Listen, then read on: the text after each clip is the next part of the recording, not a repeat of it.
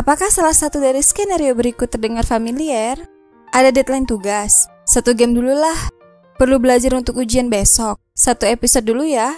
Piring kotor numpuk, scroll bentar ah. Jika kamu mengangguk, kamu mungkin menderita prokrastinasi atau kecenderungan menunda-nunda yang kronis. Tak perlu malu, manusia memiliki kecenderungan bawaan untuk menunda-nunda. Namun, meskipun kita tidak didesain untuk menjadi produktif sepanjang waktu, prokrastinasi bisa menjadi masalah ketika menjadi kebiasaan. Itulah mengapa tidak ada waktu yang lebih baik daripada sekarang untuk mempelajari strategi yang telah terbukti untuk mengendalikan prokrastinasi ini. Pada video kali ini, kita akan mengetahui penyebab dasar prokrastinasi, strategi-strategi sederhana dan terbukti untuk menaklukkan dorongan prokrastinasi, serta cara meningkatkan produktivitas dan bekerja secara optimal untuk memenuhi tujuan pribadi dan profesional. Selain itu, terdapat juga penjelasan cara berhenti scrolling media sosial ketika waktunya harus produktif, mengapa daftar tugasmu terlalu panjang, dan alat manajemen waktu mana yang kamu butuhkan dalam hidup.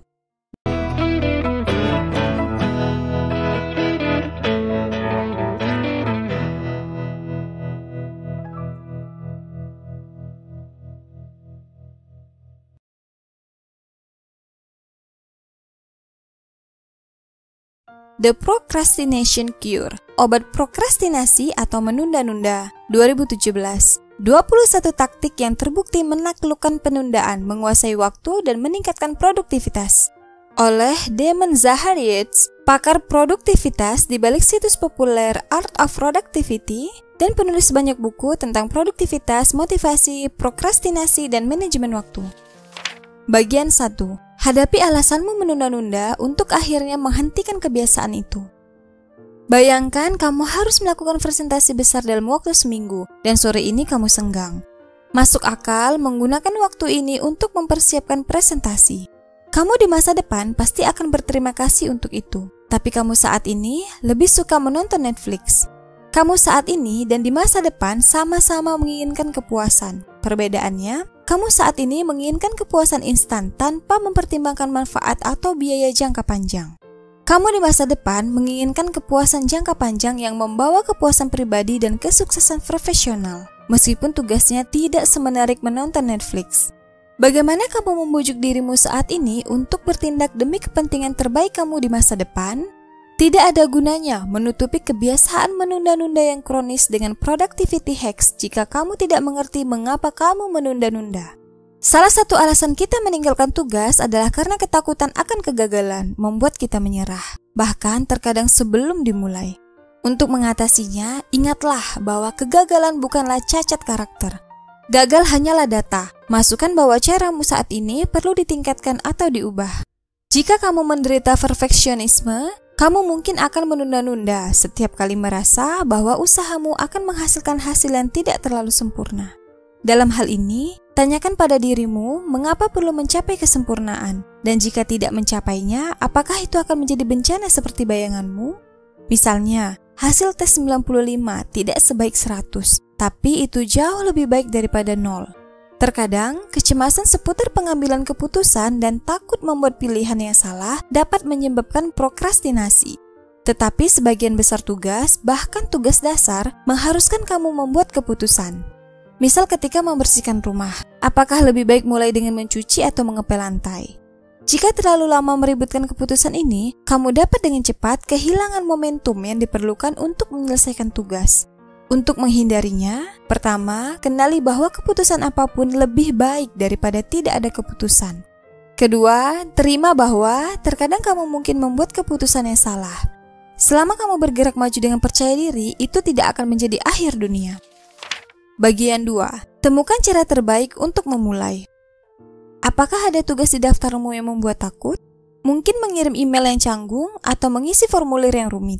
Apapun itu, tugas seperti ini hampir selalu memakan waktu yang lebih sedikit dan tidak terlalu menakutkan dari yang kita bayangkan. Triknya adalah mulai saja. Tapi bagaimana caranya? Nah, kamu bisa mengikuti saran dari penulis Mark Twain. Dia berkata, jika tugasmu adalah memakan kodok, sebaiknya lakukan hal utama itu di pagi hari. Menurut Mark, pekerjaan yang tidak menarik adalah kodok dan lebih baik diselesaikan dengan cepat. Jadi setiap hari, temukan kodokmu dan makan lebih dulu. Tugas sisanya akan lebih menyenangkan. Makan kodok adalah salah satu cara untuk memulai. Ada dua lagi. Teknik pertama untuk mendapatkan momentum dengan tugas yang tidak kamu sukai adalah berfokus pada 10 menit pertama. Misalnya, jika kamu telah berjanji pada diri sendiri bahwa kamu akan pergi ke gym, jangan fokus pada waktu dan letihnya menyelesaikan latihan. Fokus saja untuk mengenakan pakaian olahragamu, dan kemudian ambil kuncimu. Itu tidak terlalu menakutkan, bukan? Dengan menangani 10 menit pertama itu, kamu sudah mulai mengumpulkan energi dan momentum. Selanjutnya, keluar dan pergi ke gym. Teknik ini dapat diterapkan untuk setiap jenis tugas. Perlu membersihkan kamar mandi. Mulailah dengan 10 menit menggosok wastafel. Ada presentasi besar, luangkan 10 menit untuk menyusun slide pertama. Dengan itu, kamu akan merasa lebih mudah untuk melanjutkan. Teknik kedua lebih sederhana. Mulailah tugas ketika tahu kamu akan memiliki energi. Jika kamu adalah orang yang suka bangun pagi, jadwalkan tugas-tugas penting untuk jam-jam awal ketika energimu sedang tinggi.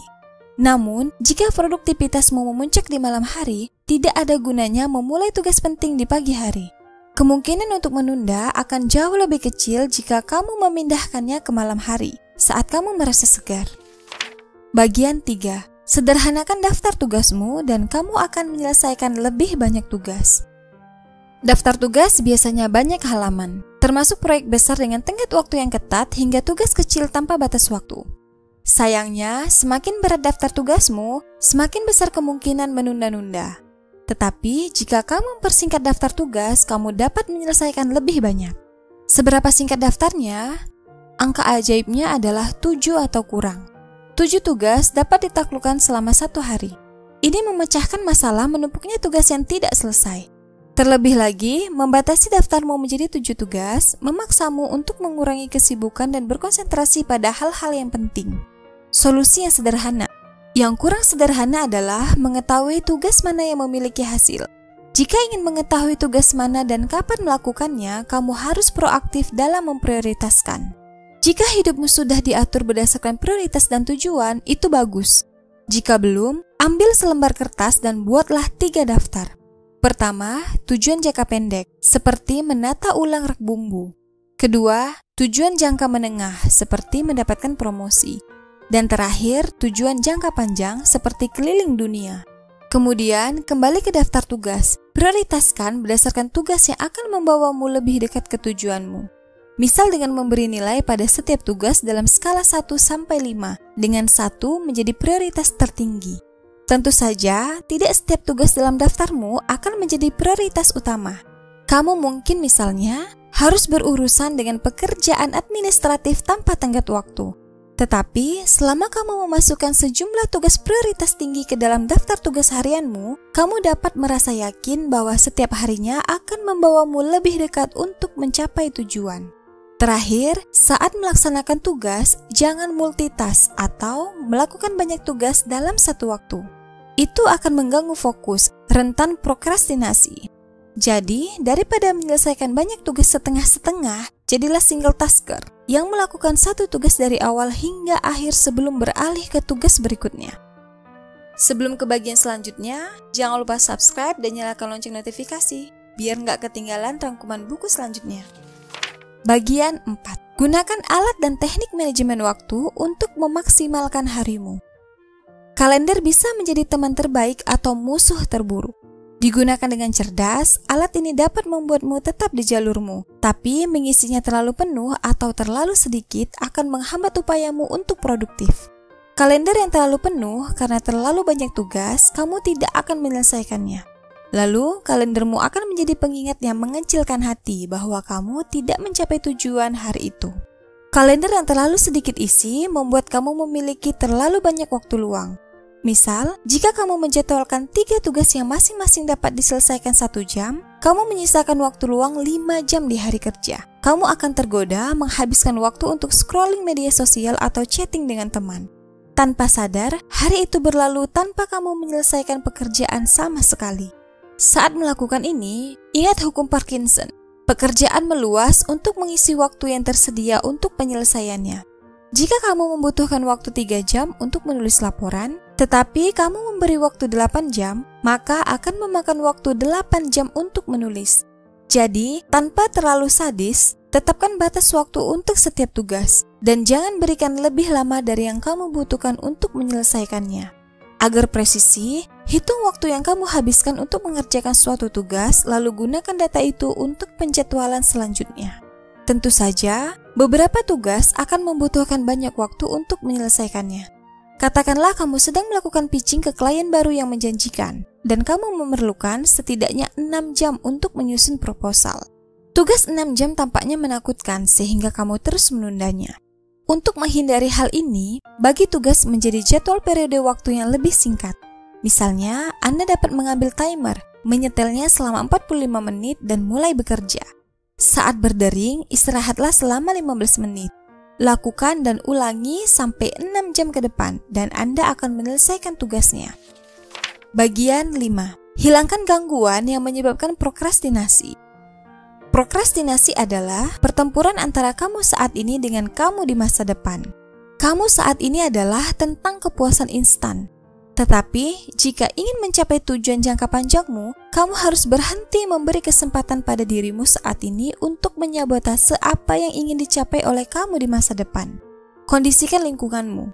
Karena kamu saat ini mudah terdistraksi, kamu perlu memastikan ruang dan pikiran diatur untuk mendukung fokus saat kamu bekerja. Jika kamu bekerja di ruangan dengan gangguan, seperti televisi yang keras, tumpukan kekacauan, rekan kerja yang berisik, atau hal lain yang tidak kamu senangi, kamu pasti kesulitan mengatur fokus. Fokusmu adalah sumber daya yang berharga. Atur ruang dengan hilangkan atau minimalkan gangguan lingkungan. Jika memungkinkan, bekerjalah di ruang khusus yang bebas dari kekacauan. Kamu juga dapat membeli mesin white noise atau sepasang headphone berkualitas untuk memblokir noise. Tentu saja, abad ke-21 telah memunculkan sejumlah gangguan baru. Banyak di antaranya mudah diakses melalui komputer atau smartphone-mu, perangkat yang sama untuk bekerja. Media sosial, game, dan aplikasi lainnya dirancang khusus untuk mencuri fokus dan menahanmu selama berjam-jam. Sebuah studi dari psikolog dan penulis Timothy Pichel menemukan bahwa rata-rata 47% waktu online dihabiskan untuk prokrastinasi. Tapi, bagaimana Anda bisa menghilangkan gangguan digital ketika itu hanya berjarak 1 kali klik?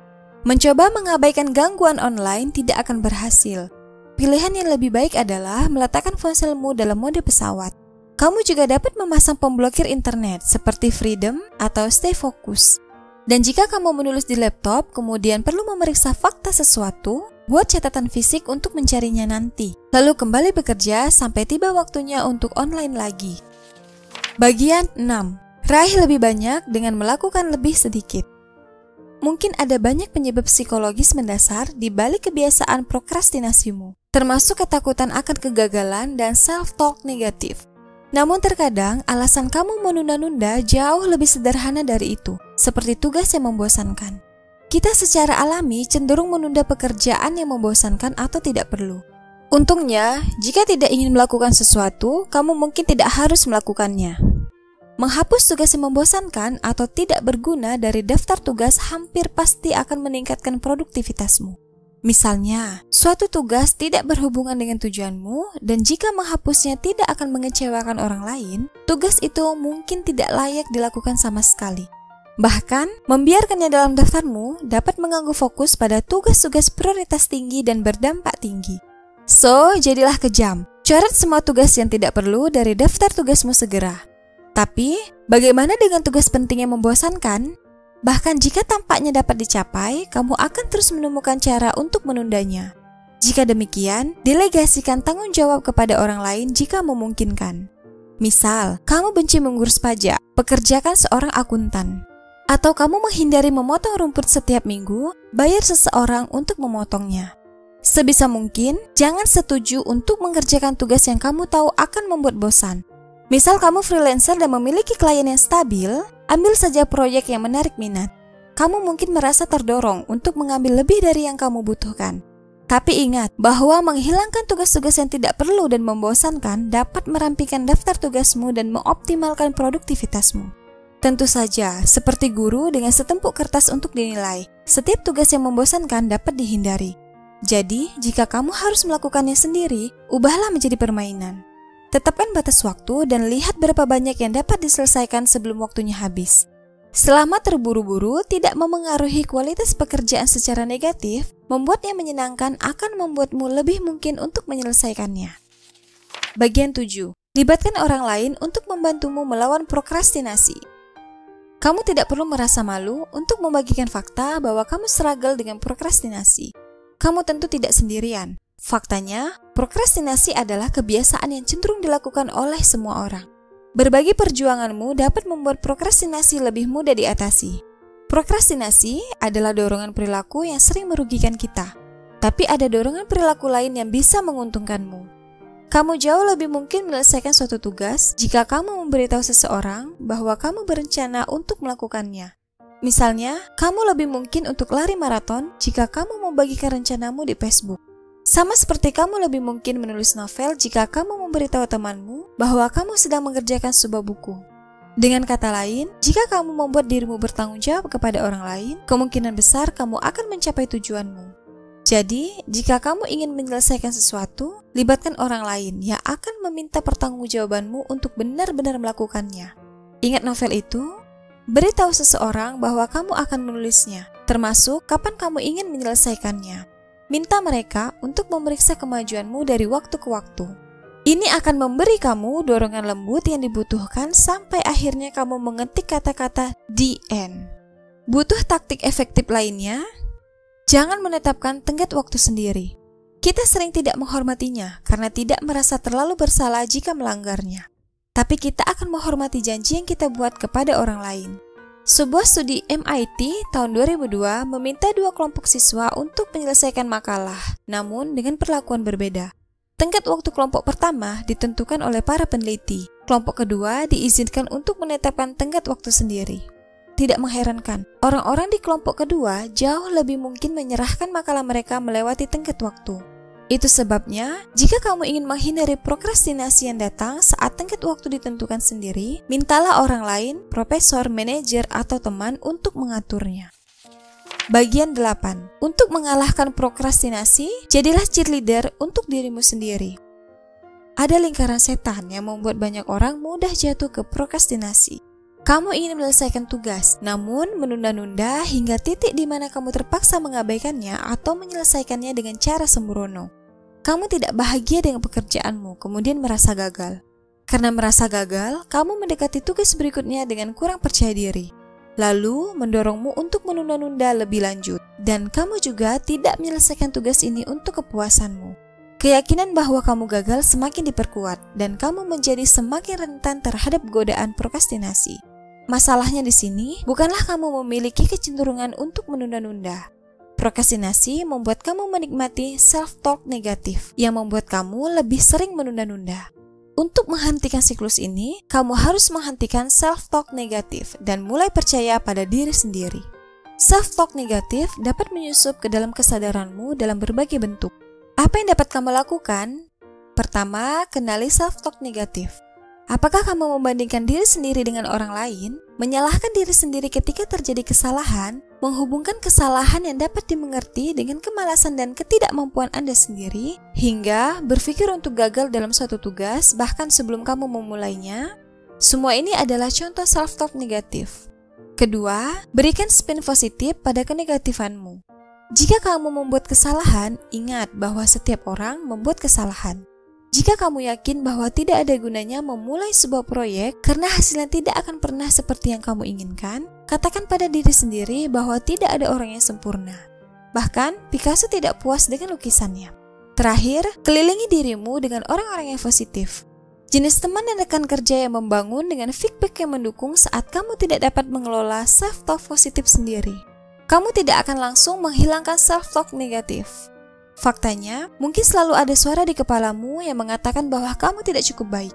Tetapi, melakukan upaya nyata untuk menutup suara itu akan membantumu menumbuhkan optimisme dan kepercayaan diri. 2 senjata ampuh untuk melawan prokrastinasi. Rangkuman.